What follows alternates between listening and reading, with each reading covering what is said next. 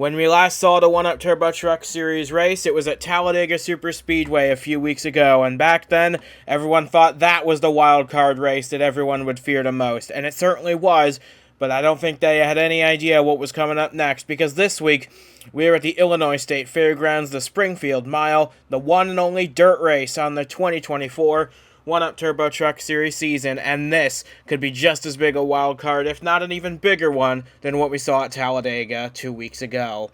And alongside me, to bring you all the action from this relatively low-banked, mile-long dirt track in the heart of Illinois, is Ryan Griffin, as per usual, but this race is anything but usual. These guys are going to be going flat out for 75 laps today, hugging the inside guardrail, trying not to go too high and into the loose stuff, and all chasing a very important victory here today. This is a race where if you're a fan, of watching the cars, watching the trucks slip and slide, and everybody trying to look for grip, this is definitely the kind of race you want to come see and tune in for, and this is really going to be the test for these guys too. Especially to be a title contender, you basically have to drive on on all the surfaces and be good on them. And some of these guys that do have this, short track, dirt racing background, this is where they're going to excel. You may see some names run up here that you don't normally see because of this type of track. So it should be fun. I mean, we got the field set by points, so it should be fun to see what evolves and see who at the end of the day is the one holding the trophy. Absolutely, and like you said, with the cancellation of the heat races this year, the lineup was set by owners' points, which means all of the top talents in the series, everybody racing for a championship, is starting up at the front of the field. As we can now bring you that starting lineup, DJ Kurtis inherited pole position on account of leading the owners' championship. He has main title rival Brandon Smith starting alongside him. Santi Messi and Boston Fahrenkrug are not in the Drivers' Championship, but they are in the owners' fight, which is why they line up third and fourth, with Paul Villalobos completing the top five after a strong run of form from him as of late. But, like we said earlier, these guys can come from the back to the front here. It's not impossible to have a really strong day from a less than ideal starting spot. So, just because these guys are starting up front, I'll take your opinion on this as well. Just because these guys are starting up front doesn't mean they'll finish there.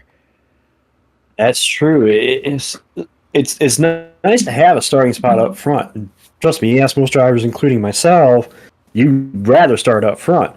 But that doesn't necessarily mean that your car, or your truck in this case, is going to be geared to running up front. We don't know what's going to happen until we get the drop of the green here and we see where everybody falls out. Somebody that started in the back, basically because of points, may have a better running truck than somebody that started further up front.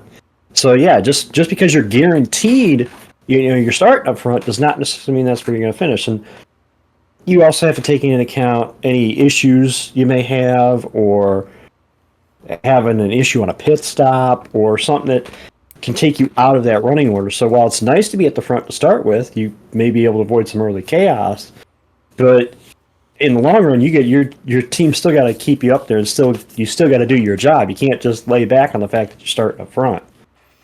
Absolutely not. These guys are going to have to rely on their driving talent alone if they're going to hope to secure a big day today, or maybe even a race victory. But with that being said, we've got 41 trucks ready to take the green flag here at the Springfield Mile. We are ready to bring you that action for 75 laps here this afternoon. For the 1-Up Turbo Truck Series playoffs at the Springfield Mile, it all starts here, and it all starts now.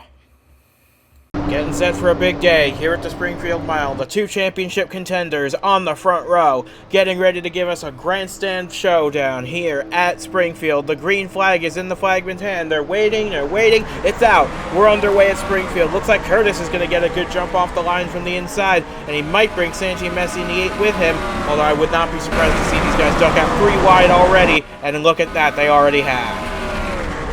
And Kurtis, meanwhile, scoots away, Messi up the second.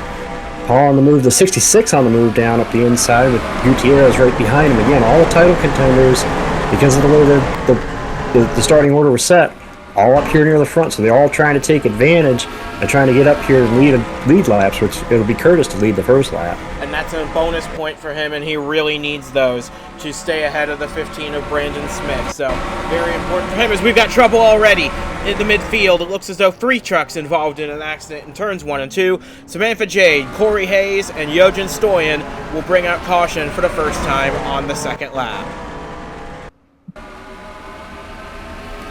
And that's not what you wanted to see for this early in the race, at least, because you wanted to see a little bit of green flag racing to get this race started. But such is the nature of this racetrack, with these trucks all packed together in one big group, it's just one slight bit of contact that can touch them off and set this in motion, like we have here with an early yellow.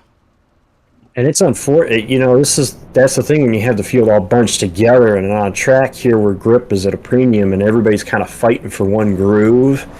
It's kind of unfortunate because this is what you can see happen here at the start of the race, and obviously we'll look for it to hopefully it won't happen on a restart.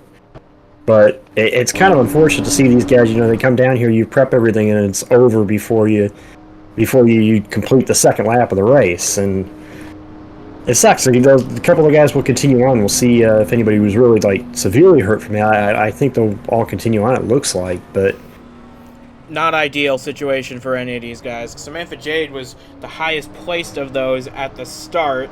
She started in 18th position. Jojen Stoyan started 25th. Corey Hayes 21st. And it looks like Rhodes Gray, who started 23rd, was also involved in this. He brings the 11 down for repair work, as does Hayes, as does Jade. They should all be able to get back into the race relatively easily, but they're going to lose a lot of track position and a lot of speed in this race. There it is. We figured this might be the case, a 4-wide situation. Going into the first turn. Oh, and Stoyan clips the inside guardrail. That's what touches all this off. We've seen that before here as well. And that immediately takes 4 trucks out of contention on the lap 2. And see, that's just a great example of we were debating earlier about, starting up front versus starting in the back. Well, there's a good example of where starting in the front saves you, If you start at the back, you're kind of back here and somebody makes one mistake and you're an innocent victim. A very unfortunate circumstance for these guys, especially Corey Hayes, who's making his first truck appearance of the season. And he's not going to get much out of this, I fear. But, well, we've got everybody still in the race, and I think Jojen Stoyan actually did go a lap down due to repair work, but everybody else should still be on the lead lap here. But it's DJ Kurtis who's led from the outset. He's led all 4 laps so far. He just held off Villalobos coming to the caution flag. And I very much doubt this was part of the plan going into this race. But DJ Kurtis does have 3 Robbers Racing trucks line astern behind him. And once we get to this restart, that could play a factor as well. Yeah, but we also need to keep an eye on Brandon Smith. Smith right now runs in the 6th position. Now, Kurtis is doing his service toward his title run by leading these early laps. Now, Smith is going to have to kind of get on it here and see if he can counter what Kurtis is doing at the moment. And even if maybe that is following these team trucks, if they make a move on Kurtis. Yeah, that's going to be a very interesting thing to watch on this restart, which is coming in 1 lap's time. So, we've got DJ Kurtis, who's led every lap so far, out in front.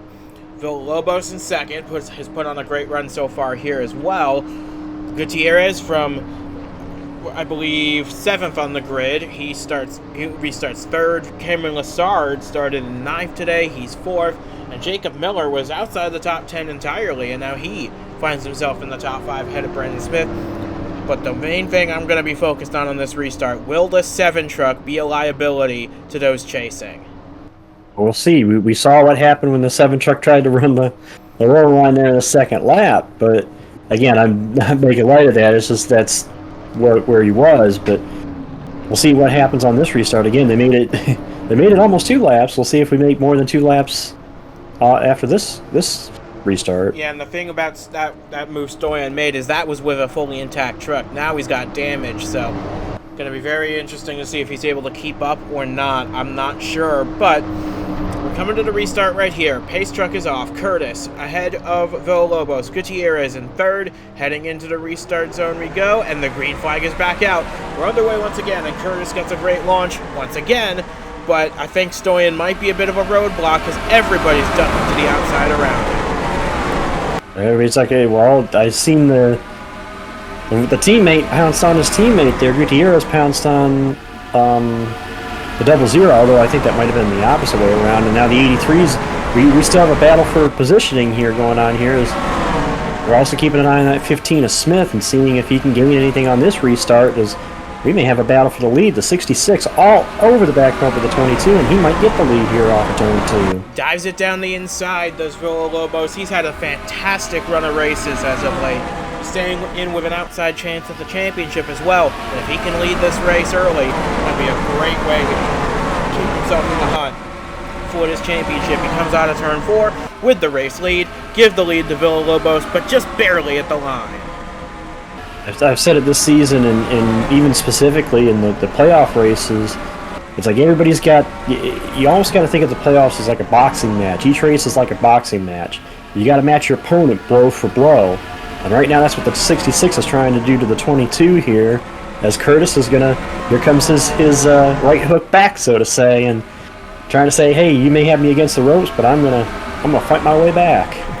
And speaking of fighting back, that's what Brandon Smith's trying to do in the 15. He's gotten his way down to the inside, working on Gutierrez for 5th position. I think, yeah, Brandon Smith, he needs to make a big run at this, and he needs to make it quick, because DJ Kurtis, if he's allowed to roam free at the front of the field for much longer, this could be a very dangerous sight for the rest of the field. Well, Smith is doing his part. It looks like he's into, I believe, the 5th position now. I'll check the scoring at the line. Yeah, 5th position. But he's under some competition. You got the 8s up here. How about the 3 is up here as well? Ooh, Smith. I think he may have tagged the back of the 83 there just a little bit. Washed up off that corner. We have to keep an eye on that. Those guys wash up off the corner. You don't want to hook somebody and cause an incident like kind of we've already seen that first incident. But so far, we've kept it green for about 5 laps now, and DJ Kurtis has led most of the way. But I would not be surprised if we got some new challengers, and specifically this 00 of Cameron Lassard, looking to add to the win he got earlier this year at Phoenix. Remember, he's going to the Nitro National Series next year. He's looking for his last few opportunities at a truck win, and this could be one of them as he takes the lead from Kurtis.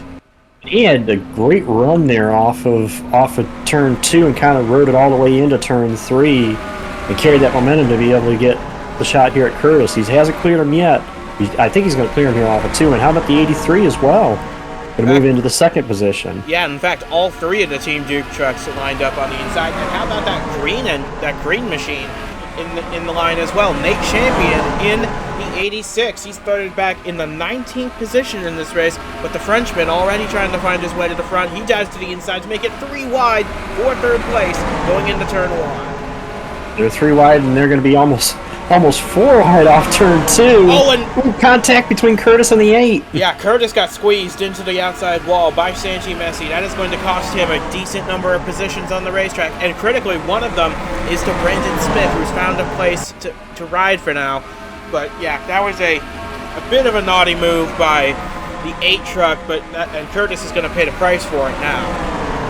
Yeah, it looks like he might have I think the rear spoiler might be bent a little bit, and yeah, that was not a friendly hit for the 22 into the outside wall. And they got 4 wide. I wouldn't necessarily put it on Messi. It looks like they just got 4 wide with the 86, Messi, and the 66. So again, things you have to watch out for as a title contender. You got to be careful where you put your truck, because you could put yourself in a situation like that. I mean, we saw how good Kurtis was here early in this race, but now that truck is hurt.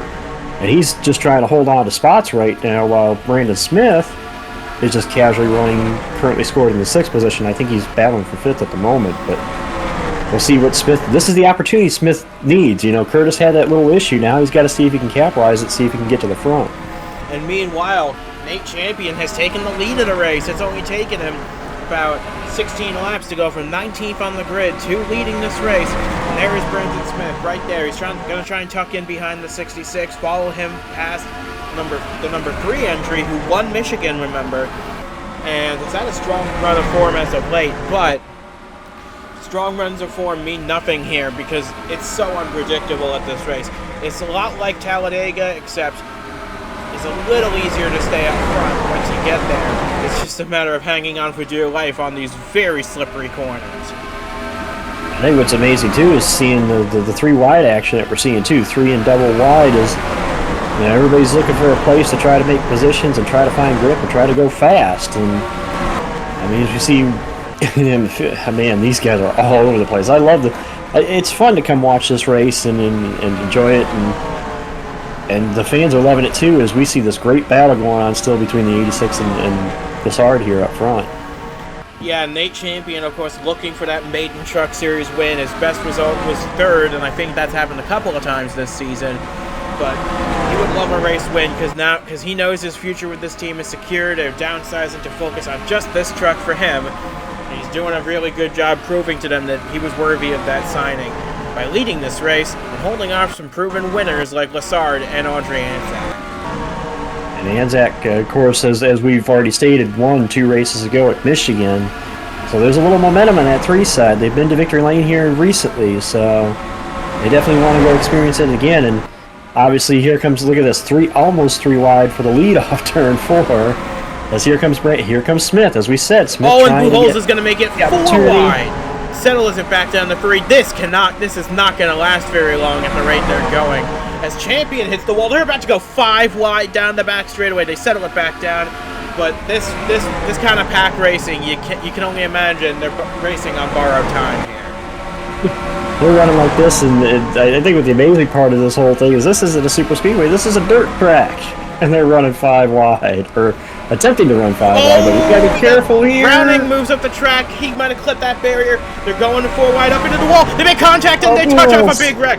Brandon Smith involved in it. Pujols involved in it. Nate Champion as well. David Wells in the 92. A few others scattered in as well. Josh Gibson with race-ending damage right there.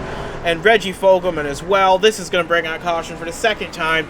And the big name involved in this is the guy who entered today, second in the championship, Brandon Smith in the 15.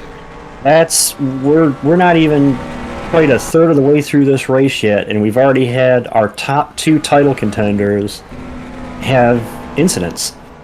Well, we'll see how Smith's damage is compared to Kurtis's, but man, this is... I know this is the way those 2 guys didn't want to start their day. Yeah, and you feel for David Wells also. He was racing for the Owners' Championship in the 92, and his day's over. And it looks like now, with Logan Jones leading this race, he started back in 33rd, no less, but it looks like now everybody's going to come down pit road, top off on fuel, and be able to make it the rest of the way.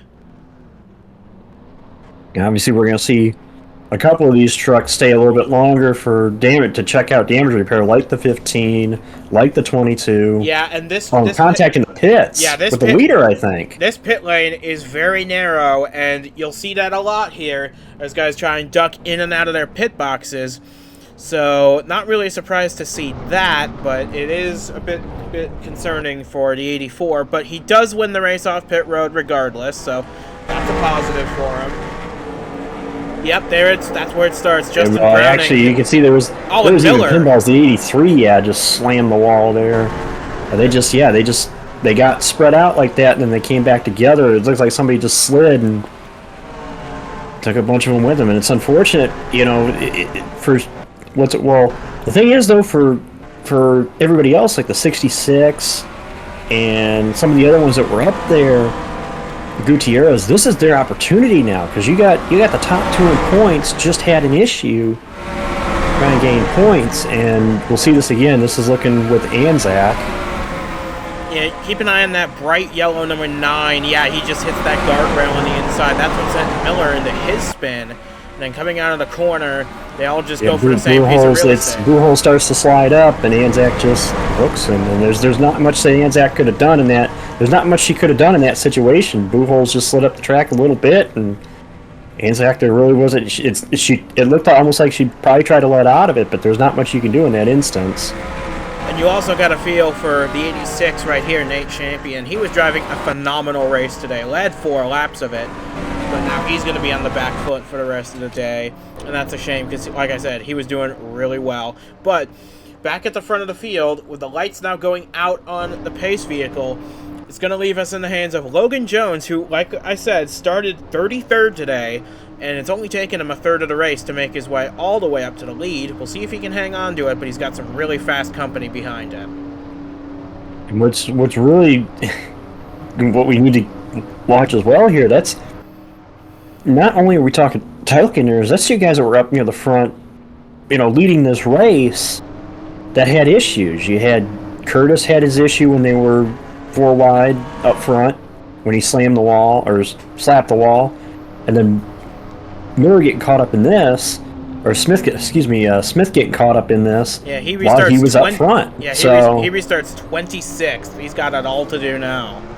It's almost like you don't want to be at the front at this moment. And it again goes back to that conversation we were having at the start of the race about, would you rather start up front or be in the back? Oh, and it looks like right Gutierrez with a slight issue of his own. You said it was his turn to capitalize. He's unable to do so. That's another title contender. Yeah, he's unable to capitalize because he's following the pace car down pit road with an issue of his own. So we'll check on that in a moment. But for now, it's Logan Jones leading him to the restart. We're back underway on lap 27. And how about the 91 of Justin Whitmer?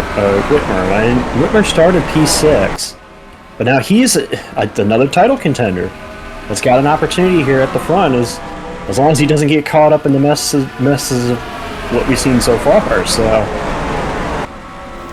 yeah, and Whitmer's had a very strong season, but no wins up to this point, so this is a really good opportunity for him to show stuff. Because he's not confirmed for next year. New England Cruisers Racing going through a bit of a change. They've yet to confirm that 91 ride, but this would go a long way to prove that he deserves another chance there. As Gutierrez does exit the pits, it looks like whatever issue he had, they were able to fix it, and he is back up to full speed now. He's just a lap down. We're going to have to see in comparison, and also compare Kurtis and Smith and see where they're running to everybody else. And also the 00 is another one who has been near the front, another title contender, where you got to start to look at these other guys other than Smith and Kurtis that could probably gain out of today versus, obviously Kurtis and Smith with their issues. Well, keep in mind as well that Kurtis is currently in the top 10, while Brandon Smith is down outside the top 25, so that is where they are running. But you're right, these guys have got to be thinking about their other competitors as well, because who knows what the points will look like after the end of lap 75. And that's the other thing. We can obviously see that Smith's truck might be in a little more rough shape than Kurtis's.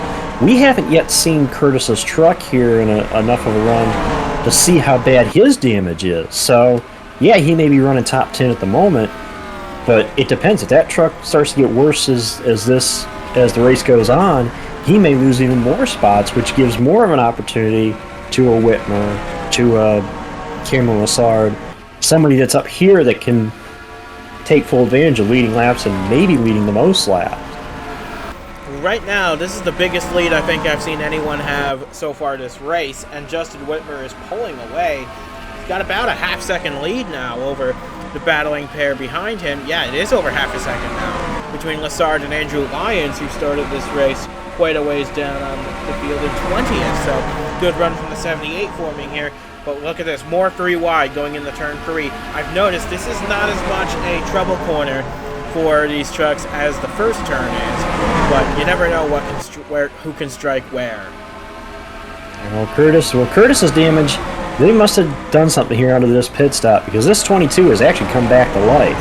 As he's down and on the inside, he's up to he was scored 5th the last time around as he battles the 16 of Cal Farrell and the 78. But yeah, you're looking at Kurtis starting to make a little bit of recovery. That's, again, we got to keep an eye on that. Lassard, well, he wants the lead. And boy, does he want it over Whitmer, because he looks at that red spoiler. He knows that's a challenge to his championship. I know that Lassard entered this race quite a ways down in the championship, but this race today can throw up any kind of surprises. So at this point, you've got to still be thinking about a championship, even if you're that down on the standings. As we look now at DJ Kurtis, he does have his right side scraped up a little bit, but it's obviously not slowing him down any. He's still racing. And they're, again, 3 wide for the 4th position at the moment. And how about that green 16 of Cal Farrell? I noticed him, I mentioned him in that one shot with Kurtis, but he's up to the 3rd position now. So here's another guy that's, granted, not a playoff contender, but another guy that could be a factor in who wins and loses his race. And one thing to note about Cal Farrell, which I find really interesting, he has 8 top 10s this season, which is more than about half the playoff field. None of those have been top 5 finishes, and I think he wants one of those before he goes back up to the Superstar Series in 2025. And if the way he's running right now, it could very well happen. Well, the best top 5 finish you can get is winning a race. He's definitely shooting for that goal. He wants to try to win, and well, he's got an opportunity here as he tries to run down these top 2. Who have been swapping the lead back and forth pretty much ever since they caught each other. Lassard led at the line, but Whitmer is not letting him get away that much. And although I did say earlier Whitmer had a big lead, that is gone now. And in fact, now he's on the back foot trying to get back past Lassard. So this race is very much turning up in the midway stages. And we talk about guys making their way up to the front of the field. This 27 is certainly doing that, making the case for that. Johnny DiLorenzo in this 27 started this race in 29th place. This is a teammate to Nate Champion. Maybe they shared setups between the 2 trucks, because that 86 was strong early. Now his teammates up here. And chances are they might have had a similar setup. And again, we saw what the 86 was able to do, so we'll have to see what the 27 can do while he's running top 10, which is definitely where you want to start off as a platform. So we'll see what more you can gain as the race goes on. As Lassard again back to the inside of Whitmore. Yeah, he almost squeezed Whitmer into the wall there, and these guys got to be careful because they're coming up to put Jojen Stoyan a lap down again. And that's something we have yet to see in this race is lap traffic, because these trucks are going so fast around here that the lap traffic will be a factor whether they want it to be or not. I think where the lap traffic is really going to be a factor is when we see them start to slide. Like and there's Lassard off the wall. Again, that's where I think the factor is going to be with lap traffic. Is when we start to see these trucks slide around and they get that 3 and 4 wide, that's when the lap trucks are going to be an issue. I think going by them is not going to be an issue if they stay single file, but as we've seen the racing today, I don't think they're going to hang around single file for long. I think what Stoyan's trying to do, he's trying to stick to that outside, not let these guys have a reason to be mad at him at this point, because he wants to be out of the way. He doesn't want to cause an issue in this race, but this is the hand he's been dealt. He's trying to make the best of it, and they're still trying to get by him. Meanwhile, up front, Whitmer continues to lead as the 78 is taking over the 2nd position now. Lassard in the wall again, so maybe the handling's going away on that 0-0. Yeah, I've seen his truck. I think the first time he got the wall was because the 91 kind of slid inside of him, but he's been sliding off that corner the last couple of laps. So I think he might have just knocked the good off them tires, and now he's got to kind of back it up and kind of get the good back in the tires, so to say. Yeah, but he's making a run at it. He's trying to get back past Farrell here to move up into 2nd. So Lassard's not done yet, despite those couple of brushes with the wall. So Lassard's doing his best to keep up, and Lyons now trying to get back underneath the 0-0, because there's a lot of great racing happening right just behind the leader. Yeah, it's like, but it's interesting because the lead will close up. We'll get a little pack racing for the lead, and somebody like in the most recent case, Whitmer, will pull out for a little bit. So it's kind of like a ebb and flow to this race we've seen. And here he is again. Here comes that 22. Like I said, they must have really done some good work on this truck under that pit stop, because I thought when he hit the wall, I thought they were going to lose some speed out of that truck. They have not lost speed out of this truck, and he is trying to. I think he's going to take over the 2nd position here from Lyons. So we'll see if Kurtis can go retake the top spot. Yeah, he's he's doing a really good job given the circumstances, and honestly, a small brush with the wall won't probably cost you a lot, but it's just when you get really head-on into the wall, that's when the issues start to arise. But we got a lot of new challengers up here. We got Browning up here, Kyler Sustry in the 97. He started 32nd today, and now he's up in the mix. We've got the 6 up here after some time away, but the main issue now, got 2 more lap trucks for these guys to deal with. And we'll see how this goes. Again, these guys, well, we know the 86 got damaged from that earlier incident. I don't know what happened to the 43, but we'll see how the leaders. Looks like the leaders are going to easily get around, at least the top 2 around these 2 guys. Yeah, they're fine. They're starting to pull away, but I think it's going to be a bit more tricky once they get to this pack. It's starting to form up behind the 86, behind the 43. Yeah, look at this. 3, 4 wide behind these lap trucks. Oh, this is... I have a feeling this... Bad feeling about this. Pull that 4 wide. Oh. Watch him sliding up. Is that Farrell sliding up? Yeah, that's Farrell leaning. Oh, champion! Yeah. Oh, the 86 off the fence. And that could have been really bad between the 86 and the 6. And how about Francois Chastain making a charge up for the front? We haven't talked about him much today, but he's now fought his way up into the top 10. But meanwhile, the 2 leaders have just driven away. Yeah, and I know one thing. The driver of the 86, Nate Champion, he's got to be hot under the helmet, because that's, caught up in that earlier incident where he thought he had a truck capable of competing at least for the win, and then the 16 just kind of ran him over off of turn 2, so he's probably hot. Ooh, is that the 98 that just kind of slid up there? I don't know if him and Lyons made contact or not. If they didn't, it was awful close. And once again, they go we better keep a camera on this, because this. Oh, here they go. They're locking. They're banging doors. They're going up the track. They're hitting the wall. Oh, and there they go. Going around. Lions around. Whoa, that's a save and a half. How in the world did he straighten that back out? Unfortunately, yeah, it was still enough to bring the caution out, but regardless, that was a massive save from Andrew Lyons. He's going to lose track position, but he is still going to have an intact truck, and that's the big thing. Yeah, and again, we've been seeing it all day today. We've seen a couple incidents already caused by it. These trucks get slide around. They get 3. The thing is that they'll get 3 and 4 wide, and we're used to them on speedways or other tracks where they got the room to run 3 wide. Here, you run 3 wide, but you slide coming off the corner. And I think it's causing these guys they're so close to each other that little slide they run into, they kind of bounce off each other, and they're bouncing off the wall and creating incidents like we just saw. Yeah, but you got to admit, though, that was a very nice save. And one guy who might benefit from this, look at the 15 of Brandon Smith. He's had some adversity today, but he has fought his way all the way back up to the top 10. The fact that I was impressed by Kurtis. Granted, yes, his hit probably wasn't as bad, but the fact that both of them are running back in the top 10 after basically hitting the wall each, it's going to be tough to dethrone these 2. As we'll take another look at this, again, they were 3 wide going into the corner. I think it's the 98 slide up, and then Lyons, I think, just got squeezed between the 2 of them, the 27 and the 98. Yeah, but it's amazing. It's amazing no one else hit him to make that even worse. And the fact that truck was able to just straighten out to where I think the only other contact he got, I think the truck right behind him may have just bumped him the back end when he straightened it back out, but man, that could have been a lot worse than what it was.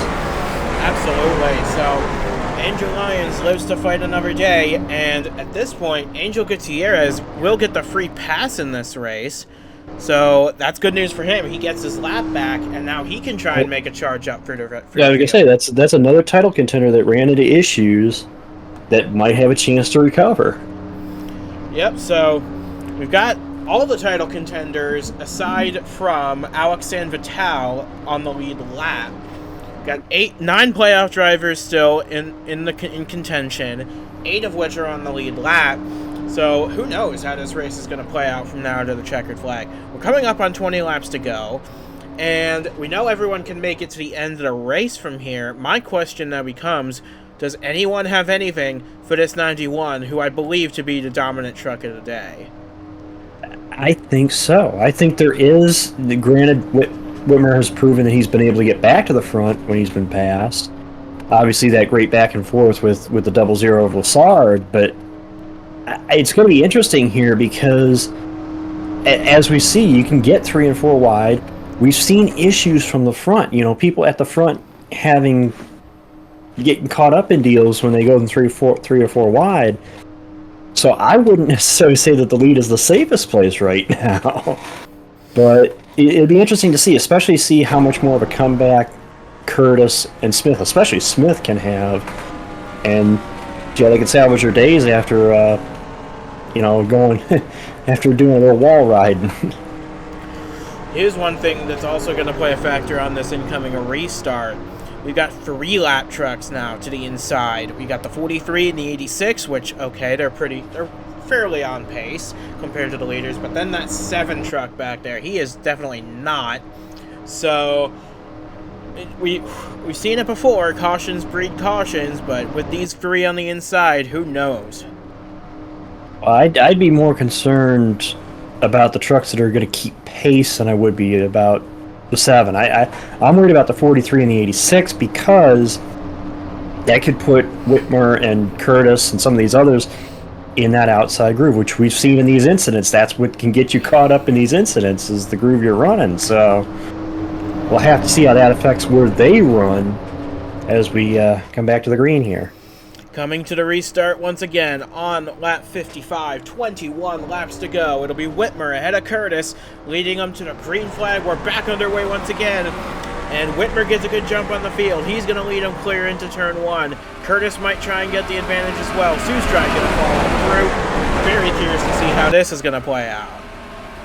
Yeah, we will have to be careful. It looks like the top 3 are going to clear the lap trucks, as the lap trucks they're now double file, but a good chunk of the top 10 is going to clear them. This is where the issue becomes, is when you start getting 2 and 3 wide. Oh, and one guy being held up in a big way is the 15 of Brandon Smith. He's losing position after position, stuck behind the 7, diving it off into turn 1 once again. Looks like the 84 is going to wash up. They're getting into it, and Smith into the wall again, and this time an even bigger impact. And that one, I don't know if they're going to be able to continue after that one with the 15, but man, I understand the frustration with the 7 there, but Brandon had to be smart about that. It looked like he just sent it off in there, and then unfortunately, I think the 84 of Logan Jones, who led this race earlier, he was on the inside, and I don't know if they just got hooked together or if it was that Jones slid up, but I don't know if you can come back from that one with Smith. I think that one just beat that truck up even more than what it was. So I mean, he might be able to continue in the race, but any hope he had of being competitive has certainly gone out the window now, and that's a real shame because Smith had put on an excellent recovery drive up to that point. Now it's going to be all for naught. And look at these guys also with damage. The 3 has more damage. I believe the 11 has some. And the 13 and a few others. They're all going to come down pit road to address this. But I imagine there's going to be a lot of people unhappy about this one once it's all said and done. So, a very unfortunate circumstance here at the Springfield Mile. Looks like these guys are going to be able to get back into the race after a little bit of repair work, maybe shedding their front ends. But, like we said, very tough way for the 15's race to go. Absolutely, and again, I'm always speculating, and until we hear from Smith, we won't know for sure, but I think he just got frustrated when he was stuck behind the 7, and he tried to make a move to get him clear of the 7, and it put him in a position where I think the 84 just washed up, and as I said about the 3 in the earlier incident, there's not much Smith could do in that case, and it took all 3 trucks to the fence. So you see, he was just right behind that 7, and tried to force a hole where there wasn't one, and maybe if he knew the 84 was going to wash up, things would have gone a bit different, but you just can't, you can never tell. I think he was frustrated because he was behind the 7. Obviously, they're already having a rough day as it was. He tried to force his way inside the 7, and I don't even think he may have been aware that the 84 was down there until it was too late. I think once the 84 started sliding up, as I said, there's nothing that you could do in that situation where Smith was, and it just carries all three of them to the wall. And unfortunately, that ends the 84's day. That makes the day worse for the 15. Never look at this from high above. The way he ducks inside, and then he just... It almost like he was almost going to lean on the 7-2 through that corner to just try to get him out of the groove, get him out of the way, and I don't even know if he was aware that the 84 was down inside of him. And he did say in advance of this race, this was the one he feared most, because this is the race that took him out of the championship hunt last year. And I hate to say history is repeating itself, because you never know what'll happen at North Wilkesboro next week, but you gotta have a sense of deja vu forming here for Brandon Smith, because this is what took him out last year. It might take him out again this year. And especially after the recovery he had going from the earlier incident. You know, they had gotten into the top 10. They were, I think after the restart, they may have lost a couple spots, so they were hovering right around the edge. And they were having a nice recovery. And I honestly think the frustration just set in, and the fact that, you know, as you said, he knew he was eliminated in this race last year. He knew this was a key race. I think frustration may have just got the better of him there. A heartbreak for Brandon Smith for the second year in a row at the Springfield Mile. But we're going to get a restart with 15 laps to go, and it will be Justin Whitmer leading him down. He has led the most laps so far in this race. Can he hold on to lead the rest of them? With only 15 laps to go, the green flag back in the air. You know, one guy's bad fortune is another guy's good fortune, and this 91 could be in a position to win his first race of the season, you know, and have it, the timing-wise, coming into playoffs, you know, when you need a win, and could come, but the 97 is going to have something to say about, and so is our point leader coming into the day. Wow, Kurtis, great run through that corner. I think he's going to get a 2-for-1 possibly right here. Well, he's going to try. He's already to the inside of Zustrai in the 97, but he's going to... If he's going to clear out of this corner, he needs to make a move now. There he goes. He's clear of the 97, but I think he wants more than that, because even though he knows the 15 is out of contention now, he sends his blood in the water. He wants a win to boost his point situation even more, but he's going to be under fire from this one truck who's really put on the pressure. How about Chastain? You know, for somebody that's basically at the bottom of the playoff grid coming into this race, what a run out of this one truck today. It's like we haven't seen this run out of these guys, I don't think, all year. So it's kind of neat to see him up here and fighting for a podium. Yeah, it's surprising to have not mentioned Chastain much throughout the course of this season, but he's been kind of a background character in this championship so far. But if he were to get a win here today, that would certainly put him right back in the hunt. However, it would be his teammate that he'd have to deny that first quick victory, and at that point, I don't know. I think the New England Cruisers team, they know who their best truck is, but it'd be cruel to deny Chastain at least a chance. Yeah, you know, that's the thing with teammates is when it comes down to it, your teammates until they say your teammates until one to go when it comes down to the fight for the win. So although some team members are like, oh yeah, just don't be dirty and wreck each other, but it comes down to the last lap, you know, the teammates, you got to win for your team and your sponsor. So, and how about, you know, Kurtis again battling for the lead with a truck that he put against the wall, and here he is trying to see if he can put the exclamation point on this good day for that 22, or good recovery day for the 22. And again, we got other players in here too. The 9 truck is a factor, I think, in this, as is, we mentioned, the 1. Cal Farrell is back in the middle of this. Honestly, pretty much everybody in the field that's still got an intact truck has a chance to win this race. We're under 10 laps to go now. If they're going to catch Whitmer and deny him his maiden win, it's going to have to come really soon. And I think you got to start watching these guys. I noticed the 97's doing it, the 1 is doing it, that are running this inside, because that's where we've seen the runs come from, is You kind of run the inside, get a great run off of one of the corners, and kind of just carry the momentum down the straightaway, and that's how you complete the pass by the next 2 corners. So I think that's what we're going to want to watch to see if Kurtis can do that. I don't know if he can. I don't know if that truck is strong enough to be able to do that to the 91, but I think that's how he's going to try to set this up if he elects to have the truck to be able to do it. And we've got some new players in the top 10 this late in the game as Kurtis tries to go for the lead once again. That green machine, not the one leading, but the one in 6th place, that 44, has clawed his way up from the back of the grid. He started 38th today. And now he's in the fight for the win as we enter the final 7 laps. Whitmer's best friend could be his teammate if Chastain is able to hold on to 3rd here and maybe try to put a challenge to Kurtis to stop him from getting at the 91, but Kurtis is doing everything he can right now to try to see if he can build a run here with 6 to go. He's doing the right thing. He's trying to build a run, use the inside, kind of build a momentum. He's setting up the 91 like he wants to. I just don't know if that truck is strong enough against the 91 at the moment. Yeah, but here's this 44 we were talking about for Fairgrounds Racing. They have had a tumultuous few weeks since Talladega, but they're back with 2 trucks with this one and the 88 of Clayton Sessom.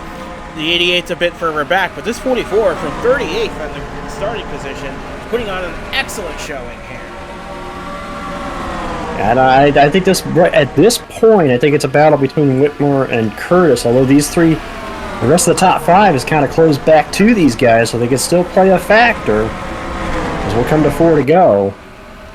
Yeah, and I think Cal Farrell's got a mission as well to try and get that first top 5 of the year. He wants to put a 1 in that stat column, but I don't think he's going to have a chance to race for the win because these 2 are on a whole nother level, and we're coming to 3 laps to go. Time's running out. Now, where I think this is going to come down to, it looks like Kurtis is just a little bit better center of the corner than Whitmer. That's where he closes.